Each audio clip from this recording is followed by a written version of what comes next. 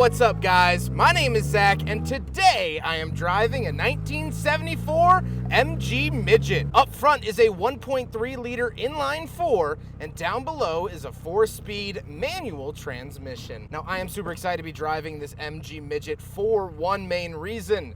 It's British and it's old. It's also a ton of fun, so I guess there's two real reasons here today, and I'm excited to share it with you. But if you would like to submit your own vehicle, you can head on over to my website, zackpradel.com/submit. It's a quick and easy submission form. It takes under a minute to fill out, and I come out to you. But let's get back to that 1275cc inline-4 under the hood. I rounded up to make it a 1.3-liter. It's a 1275cc. This is basically a punched out version of an engine that MG had been using for quite a long time. In this configuration, it's making about 50 to 60 horsepower depending on year, and it does have a twin carburetor setup, and it sounds absolutely lovely.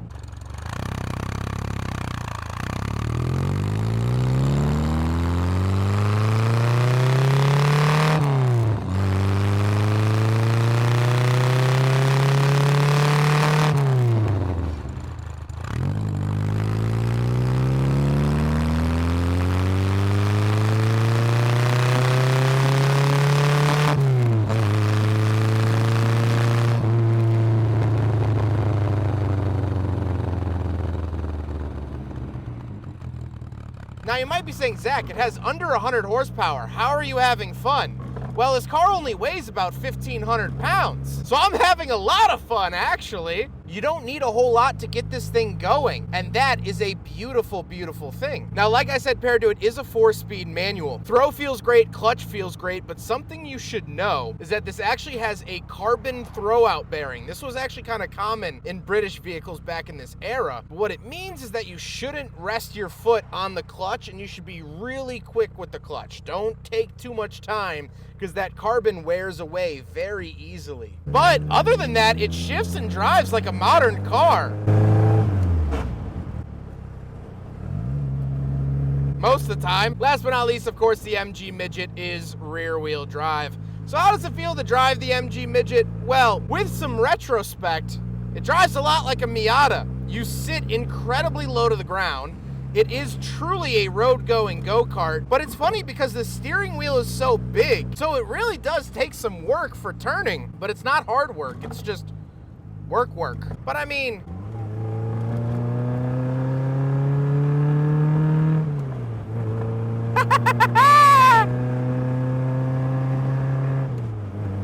woo! It is so incredibly fun.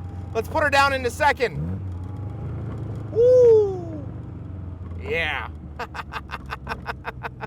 Just turn it in and go. It's one of the best driving experiences, and with the mindset of other 1974 vehicles that were on sale at the same time, here's just a couple. I'll put their names down in the left corner. The fact that this car came out alongside those are American boats. They handle like a loaf of bread and quite frankly look like one too.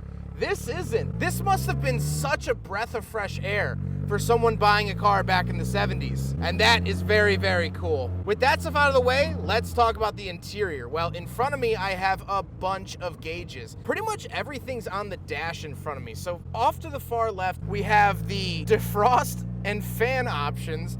Then we have our tachometer, water temperature, and fuel in the center, along with our hazard light. And then off to the right, we have the miles per hour speedometer and our light switches.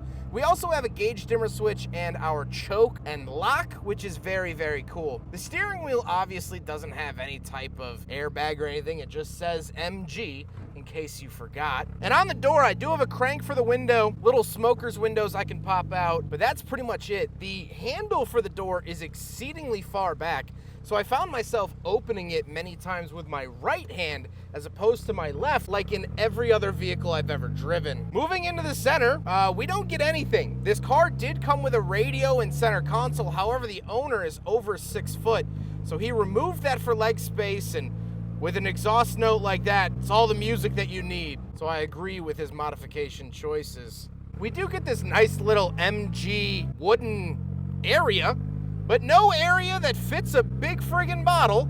So unfortunately, yet predictably, probably the most predictable big friggin' bottle test ever, the MG Midget fails the big friggin' bottle test. The shifter, I do have a wooden shifter, wooden shift knob, which I love. Feels great, very notchy, and quite lovely to put in and out of gear. And of course, it looks the part too. The seats are comfortable. I'm 5'11", and I don't have any issues sitting in it, but getting into it is rather tricky. It's not graceful by any means. However, we don't have any back seats, thank God. So let's go do a trunk review. Right around the back of the MG Midget. Just pull it up like that, and this will lock in place. So we'll talk about this in a second, but this is the rear trunk space of the MG Midget. Nothing crazy, obviously. It's a tiny car. Of course, it's not gonna have a whole bunch of trunk space. However, this is a full spare tire, and when I say full, I mean full. You can make out right there, that is the wire wheel with the cap on it. That is a full spare tire. If you put it on the car, you wouldn't be able to tell. So once we do want to close the trunk, push this in, and that will allow it to go all the way down, and then you twist close. Very cool mechanics, and I love this luggage rack on the back of the MG Midget. Now we gotta talk about the looks, and that's one of the biggest and most interesting parts, at least for me, when it comes to this car, because this car was built in June of 1974. And the reason that's important is that later in 1974, these big ugly bumpers were required by law, and they also had to raise the vehicle quite a bit. But that only came in later 1974, so this is an earlier model that doesn't have that issue. And that is a beautiful, beautiful thing to see. But with all of that being said, let's get on to my final thoughts. What do I think driving a 1974 MG Midget? Well, this car's been incredibly fun to drive. I mean, like, the best driving experience from the 70s ever. And I've driven a lot of 70s cars, and I love 70s cars for many reasons, but the driving dynamics and feel has never been one of them. It's most certainly the cornerstone of this car. But I don't think that that was any mystery to anyone. But comparing it to a modern Miata, this is 98% as fun. The Miata with the sway bars feels a little bit better, but still, I mean, this is a heck of a lot of fun. The coolest thing to me about this car is seeing this car change throughout the 70s and what was about to happen to this car with those ugly, ugly bumpers. Even the lovely little MG wasn't able to escape the horrible United States regulations and later the world regulations when it came to bumper height, bumper length, 5-mile-an-hour crash bumpers, the whole nine. This is the last of the really, really good MG Midgets. And there's something to be said about that. MG had a really long run with this car, and it's no question why. It was a spot of sunshine in a dark time in the automotive industry.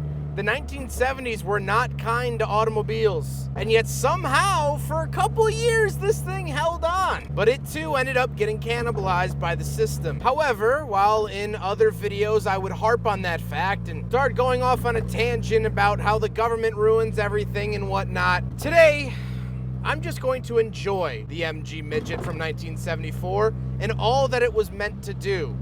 I have the top down, I'm out in the sun, and I'm gonna select second gear. And there goes the smile. Oh, the smile is creeping back. I hope you guys enjoyed the video. Huge thank you to Tom for letting me take out his MG Midget from 1974. I also reviewed Tom's Morris Minor, which was a very, very interesting look into the Morris company, and that was actually an Australian car.